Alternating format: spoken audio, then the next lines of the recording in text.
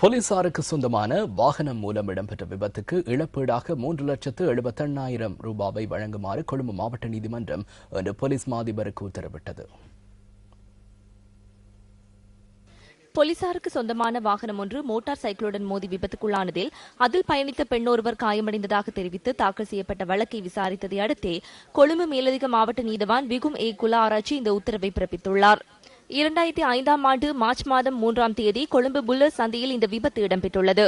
விபத்தினால் motor சைக்கிளின் பின்புறமாக பயணித்த பெண்ணின் இடது காலில் எலும்பு முறிவுகள் ஏற்பட்டுள்ளதாக முறையிட்டு நீதிமன்றத்தில் வழக்கு தாக்கல் செய்யப்பட்டுள்ளது. 10 லட்சம் ரூபாவை போலீசார் இழப்பீடாக வழங்க வேண்டும் என்றும் மனுவில் கோரிக்கை விடுக்கப்பட்டிருந்தது.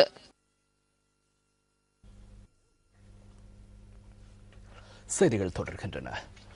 அரிசிக்கு பதிலாக பான் நுகர்வை அதிகரிப்பதற்காக ஆர்சனிக் தொடர்பான பல்வேறு கருத்துக்களை சர்வதேச சக்திகள் வெளியிடுவதாக இடர் முகாமைத்துவ அமைச்சர் மஹிந்த அமரவீர தெரிவிக்கின்றார். தங்கல்ல நெடோல் கிட்டியில் நடைபெற்ற வைபவம் ஒன்றில் கலந்து கொண்டு உரையாற்றும் போதே அவர் இதனை குறிப்பிட்டார். அமைச்சர் மஹிந்த அமரவீரவின் 20 ஆண்டு அரசியல் நிறைவை முன்னிட்டு இந்த வைபவம் ஏற்பாடு செய்யப்பட்டிருந்தது. அமரவீர பியகம வேலை திட்டத்தின் கீழ் நெடோல் கிட்டிய விவசாய சேவை திணைக்களத்தின் உர களஞ்சிய சாலைக்கு அமைச்சர் இன்று அடிக்கல் நாட்டினார். அரிசியில் ஆர்சனிக் உள்ளடங்கியுள்ளதாக கூறி பிரசாரங்களை மேற்கொண்டனர். அரிசியில் ஆர்சனிக் உள்ளதாக தாம் கூறவில்லை என தற்போது கூறுகின்றனர். அரிசியில் ஆர்சனிக் இல்லை.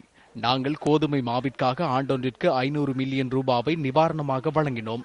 நீங்களும் நாங்களும் உட்கொண்ட பான்களுக்கு ஜனாதிபதி மஹிந்த ராஜபக்ச வருவதற்கு முன்னர் நிவாரணமாக வெளிநாட்டிற்கு நாங்கள் 500 மில்லியனை செலுத்தினோம். நாங்கள் அரிசி மாவிற்கு நிவாரணம் வழங்கினோம். அவர்கள் உட்கொள்ளும் அரிசி மாவை குறைந்த விலையில் வழங்கும் போது பல்வேறு அழுத்தங்கள் உருவாகின. எங்களுக்கு எதிராக சர்வதேச அழுத்தங்கள் விடுக்கப்பட்டன. சோறு உண்ண வேண்டாம், மீண்டும் பானை உண்ணுங்கள் என அவர்கள் கூறுகின்றனர். நீரிழிவு நோயை வரவழைத்துக் கொள்ள மீண்டும் பானை உண்ணுங்கள் என்கின்றனர்.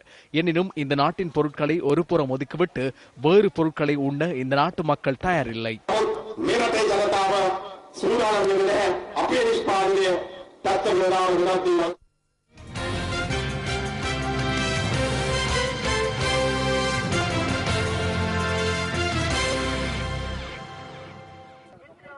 புத்தளம் மாவட்டத்தின் முந்தல் பிரதேசத்தில் அமைந்துள்ள ஸ்ரீ திரௌபதி அம்மன் ஆலயத்தின் வருடாந்த உற்சவம் அண்மையில் ஆரம்பமாகியது. கொடியேற்றத்துடன் ஆரம்பமாகிய ஸ்ரீ திரௌபதி அம்மன் வருடாந்த உற்சவம் 18 நாட்கள் நடைபெற்று முடிவுற்றது. ஆலய வருடாந்த உற்சவத்தின் இறுதி நாளன்று இடம்பெற்ற தீமிதிப்பு உற்சவத்தில் பெருந்திரளான பக்த அடியார்கள் கலந்து கொண்டிருந்தனர். நாட்டின் பல பாகங்களில் இருந்தும் ஆயிரக்கணக்கான பக்த அடியார்கள் இந்த உற்சவத்திற்கு வருகை தந்திருந்தமை குறிப்பிடத்தக்கது.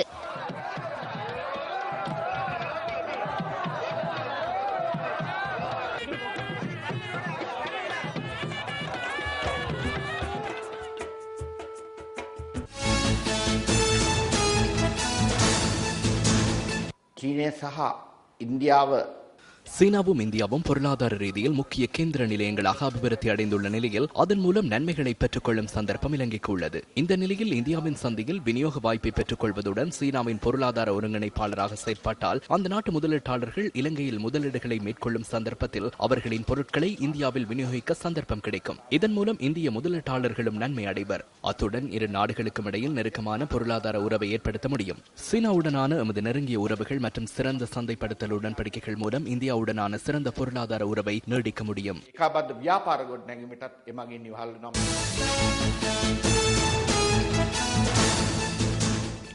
எதிர்வரும் 3 வருடங்களில் அரசு செலவினங்களை 48 பில்லியன் யூரோவால் குறைப்பதற்கு இத்தாலியின் செனட் சபை இணக்கம் தெரிவித்துள்ளது.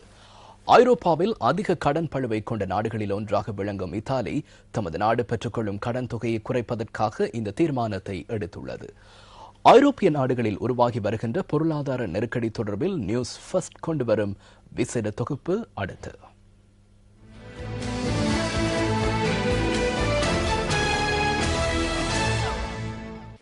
கிரேக்கத்தில் கடந்த வருடம் ஏற்பட்ட பொருளாதார நெருக்கடி தற்போது இத்தாலி உள்ளிட்ட ஐரோப்பிய நாடுகளிலும் வியாபிக்க ஆரம்பித்துள்ளது. பொருளாதார நெருக்கடி ஆரம்பமான தருணத்தில் அரசாங்க செலவை குறைத்துக் கொள்வதற்காக நிபந்தனைகள் அடிப்படையில் சர்வதேச நாணய நிதியம் 110 மில்லியன் யூரோவை நிவாரண பொதியாக வழங்கியது. அதன்படி கிரேக்க அரசாங்கம் அரசு ஊழியர்களின் சம்பளத்தை 30 வீதத்தினால் குறைக்க நடவடிக்கை எடுத்தது. பொருளாதார நெருக்கடி காரணமாக நாட்டின் உற்பத்திகள் பாதிக்கப்பட்டதுடன் சிறிய மற்றும் நடுத்தர கைத்தொழில்களும் பாதிக்கப்பட்டன. ජාත්‍යන්තර අරමුදලෙන්ුත් ඒ වගේම යුරෝපයේ අනිත් රටවලුත් එකතු වෙලා சர்வதேச நாணய நிதியம் ஐரோப்பிய நாடுகளான அயர்லாந்திற்கு 85 பில்லியன் யூரோக்களையும், போர்த்துகலிற்கு 78 பில்லியன் யூரோக்களையும், கிரீஸிற்கு 110 பில்லியன் யூரோக்களையும் வழங்கியது. அந்த நிதி மே மாதத்தில் வழங்கப்பட்டது. எனினும் கிரீஸுக்கு மேலும் நிதி உதவி அவசியம் என ஜூன் மாதத்தில் பேசப்பட்டது. මේ අවුරුද්දේ මේ ජූලි මාසයේම කතා කරනවා ග්‍රීසයට නැවතත් ඊට වැඩිය මුදල් දෙන්න වෙයි කියලා. கிரேக்க அரசாங்கம் பெற்றுக்கொள்ளும் குறுங்கால கடன்களுக்கு செலுத்தும் வட்டி மிக வேகமாக அதிகரித்து வருகின்றது. வெளிநாட்டு தகவல்களின்படி கிரேக்க அரசாங்கம் திரைசேரி மொழிகளுக்காக 25% வட்டியை செலுத்தி வருகின்றது. மிகவும் வேகமாக அதிகரித்து வருகின்ற ஐரோப்பிய பொருளாதார நெருக்கடிகள் காரணமாக நிவாரண அடிப்படையில் அந்த நாடுகளுக்கு நிதி வழங்கப்பட வேண்டும் என பொருளாதார நிபுணர்கள் தெரிவிக்கின்றனர். அத்துடன் அந்த நாடுகளுக்கு கடன் வழங்கும் போது விதிக்கப்படும் நிபந்தனைகளும் குறைக்கப்பட வேண்டும் என இவர்கள் குறிப்பிடுகின்றனர். ඉන්නේ මේ අර්බුදයේ මුල. நாம் அந்த நெருக்கடியின் ஆரம்பத்தில் உள்ளோம். இது உலக பொருளாதாரத்தை பாதிக்கும். குறிப்பாக அந்த நாடுகள் ஜெர்மன், பிரான்ஸ், பிரித்தானியா ஆகிய நாடுகளின் வங்கிகளிலேயே கடன் பெற்றுள்ளனர். எனவே நாமும் எச்சரிக்கையாக இருக்க வேண்டும். வங்கி நெருக்கடிகள் ஏற்படலாம். 2009ஆம் ஆண்டு அமெரிக்காவில் வங்கிகளில் நெருக்கடி ஏற்பட்டது. அன்று $1க்கு $30 கடன் வழங்கப்பட்டது. අර්බුදයකුත් ඇති වෙන්න පුළුවන්. எனவே இந்த பின்புலத்தில் இது உலக பொருளாதார நெருக்கடியாக மாறாமல் இருக்க என்ன செய்ய வேண்டும்? ඉතින් මේකෙන් එළියට එන්න නම් අන්තිමට ලෝක ආර්ථිකය இதிலிருந்து விடுபட வேண்டுமாக இருந்தால் உலக பொருளாதாரத்தில் வளர்ச்சி அவசியமாகும். அமெரிக்காவில் பொருளாதார வளர்ச்சி ஏற்பட்டால் அது சிறந்ததாகும். கேள்வி அதிகரிக்கும் போது நெருக்கடி நிலவும் நாடுகள் அமெரிக்காவிற்கு ஏற்றுமதி செய்யும் போது அதன் மூலம் நன்மைகள் கிடைக்கும். அத்துடன் ஆசியாவின் பொருளாதாரமும் முக்கியத்துவம் பெறுகிறது. දැන් ආසියාවේ ආර්ථිකයත් වැදගත් ආර්ථිකයක් වෙනවා. இலங்கையின் ஆடை உற்பத்தி உள்ளிட்ட 7200 உற்பத்தி பொருட்கள் ஐரோப்பிய சந்தைகளுக்கு ஏற்றுமதி செய்யப்படுகின்றன. ஐரோப்பாவில் உருவாகி வரும் பொருளாதார நெருக்கடி எமது நாட்டை எவ்வாறு பாதிக்கும்? அது குறித்து நாளை ஆராய்வோம்.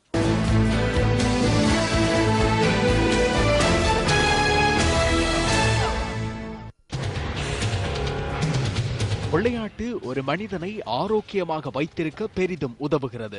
அதேபோல் ஒரு சமூகத்தின் முன்னேற்றத்திலும் விளையாட்டு பாரிய அளவில் பங்களிப்பு செய்கிறது. இது சம்மாந்துறை பிரதேச சபைக்குட்பட்ட புதிய வளத்தாப்பிட்டி கிராமத்தில் உள்ள பொது விளையாட்டு மைதானம். இந்த மைதானத்தில் பெறும் பயிற்சிகள் மூலமே இந்த பிரதேச இளைஞர்கள் தமது விளையாட்டு திறமைகளை வெளிப்படுத்தி வருகின்றனர். இருந்த போதிலும் இந்த மைதானம் பல்வேறு வளப்பற்றாக்குறைகளுடன் காணப்படுவதாக பிரதேச விளையாட்டு ஆர்வலர்கள் தெரிவிக்கின்றனர். இந்த விளையாட்டு மைதானத்தில் பிள்ளைகள் விளையாடக்கூடிய சூழ்நிலை இல்லாத காரணம் என்னவெனில் சமப்படுத்தாத நிலையில் இந்த கிரவுண்ட்ஸ் இருக்கின்றது. இதன் சுற்று வட்டார சுவர்கள் சரியான முறையில் அமைக்கப்படாமல் கட்டாக்காளி மாடுகள் நுழைந்து போகக்கூடிய சூழலும் இருக்கின்றது. மைதானம் முழுவதும் பாறைகள் காணப்படுவதாகவும் மைதானத்தில் சுற்று மதில்கள் அமைக்கப்படாமையினால் விலங்குகளின் உறைவிடமாக இந்த மைதானம் மாறிப்போயுள்ளதாகவும் அவர்கள் தெரிவிக்கின்றனர். மேலும் மைதானத்தில் அமைக்கப்பட்டுள்ள பார்வையாளர் அரங்கம் சேதமடைந்த நிலையில் உள்ளதாகவும் அவர்கள் குறிப்பிடுகின்றனர். இந்த மைதானத்தை பார்த்தீங்கன்னா வளர்ச்சி காடுகள், விளையாடுற மைதானத்துக்குள்ள பெரிய பாறைகள், பாம்பு புத்து, கிரவுண்டும் சரியான சமதரையில் இல்லை. ஒரு பக்கம் உயர்ந்தும் ஒரு பக்கம் பள்ளமும். எங்களோட ஸ்டேடியத்தை பார்த்தீங்கன்னா அதில் மாடு படுக்குது, மாடு உடைக்குது, திருடர்கள் கம்பி சாமான் நிலைகள் எல்லாத்தையும் எடுத்துட்டு போயிட்டாங்க. மக்கள் பிரதிநிதிகளும் அவங்கள் எங்களுடைய நிலைமையை பார்த்து இந்த மக்களின் எதிர்கால நன்மையை கருதி உங்களால் முடிந்த உதவியை செய்து வழங்கி தந்தால் முன்னேற்றங்கள் ஏற்படக்கூடிய சாத்தியக்கூறு இருக்கின்றது. இவர்களின் வேண்டுகோளுக்கிணங்க இந்த மைதானத்தை புனரமைத்துக் கொடுப்பது அதிகாரிகளின் கடமை அல்லவா? கிழக்கு மாகாண விளையாட்டுத்துறை அமைச்சரே, இது உங்களின் கவனத்துக்கு.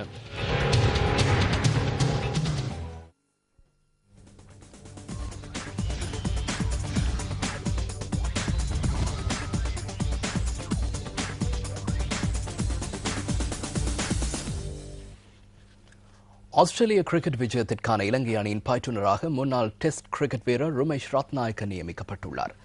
இன்று ஸ்போர்ட்ஸ் ஃபர்ஸ்டுக்கு தொலைபேசி மூலம் செவ்வியொன்றை வழங்கிய முன்னாள் வெகுப்பந்து வீச்சாளர் ருமேஷ் ரத்நாயக்க எதிர்வரும் திங்கட்கிழமை முதல் பயிற்றுநர் கடமையை ஆரம்பிக்க உள்ளதாக கூறினார். 1964 ஆண்டு ஜனவரி 2ஆம் தேதி பிறந்த ரமேஷ் ஜோசப் ரத்நாயக்க மம்பலப்பிட்டிய புனித பேதுரு கல்லூரியில் தமது கல்வி பயணத்தை ஆரம்பித்தார். கொழும்பு NCC விளையாட்டுக் கழகத்திற்காக விளையாடிய அவர் 1982ஆம் ஆண்டு இந்தியாவுக்கு எதிரான போட்டியொன்றில் முதல் தடவையாக சர்வதேச ஒருநாள் போட்டியொன்றில் விளையாடுவதற்கான வாய்ப்பை பெற்றுக் கொண்டார். சுமார் ஒரு வருடத்திற்கு பின்னர் டெஸ்ட் போட்டிகளில் காலடி பதித்த அவர் 23 போட்டிகளில் 73 விக்கெட்டுகளை வீழ்த்தினார். ஒருநாள் கிரிக்கெட் போட்டிகளிலும் 70 விக்கெட்டுகளை வீழ்த்திய ரமேஷ் ரத்நாயக்க 1993ஆம் ஆண்டில் கிரிக்கெட் விளையாட்டிலிருந்து ஓய்வு பெற்றார். 1998ஆம் ஆண்டு முதல் 2001ஆம் ஆண்டு வரை இலங்கை தேசிய கிரிக்கெட் அணியின் வேகப்பந்து வீச்சு பயிற்றுநராக செயற்பட்ட அவர் அதன் பின்னர் ஆசிய கிரிக்கெட் பேரவையின் பயிற்றுநராகவும் சேவையாற்றினார்.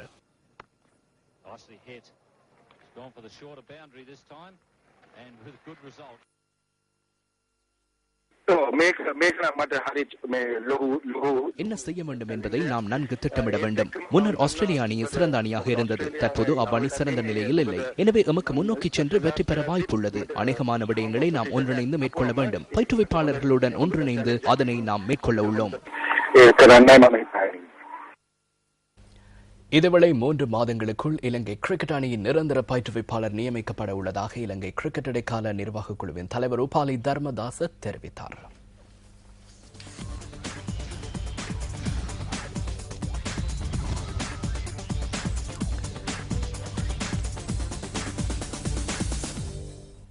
இத்துடன் நமது 8 மணி பிரதான செய்திகள் நிறைவு பெறுகின்றன. இரவு 10:45 இடம்பெறும் அடுத்த பிரதான செய்திகளோடு மீண்டும் சந்திப்போம்.